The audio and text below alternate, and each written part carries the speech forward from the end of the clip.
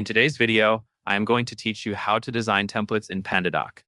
To get started, open the document or template you want to design. You will do this inside the Pandadoc editor. This is the workspace where you can edit your content, adjust layout, and control the overall look of your pages. Before you change the design, take a moment to confirm you are in the correct file, since theme changes can affect the entire document. Next, go to the top navigation bar and find the option called Format. Pandadoc previously placed some of these controls in a sidebar tab, but now you will access them from this top menu. Selecting Format is where you will find the styling tools that control the visual system of your document, including fonts, colors, and page-level design choices. From the Format dropdown, choose Theme.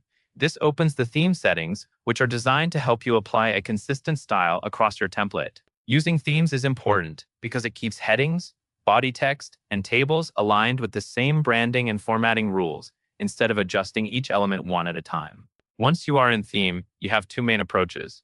If you want a fast, polished look, select a pre-designed theme. Choose the option to browse other themes in the Pandadoc gallery, then review the available designs. When you find one that fits your document style, select it and click Apply. Give the page a quick scan afterward to make sure spacing and emphasis still match your content, especially in areas like titles and table sections. If you prefer more control, use a custom theme by adjusting settings directly in the sidebar. Start with typography, where you can style headings and regular text. Keep heading sizes clearly different from body text so the document is easy to read. Then move to table design to align the look of any pricing tables or data tables with the rest of the template. Finally, check page background to adjust the overall page appearance. Be subtle with backgrounds so your text stays clear and professional.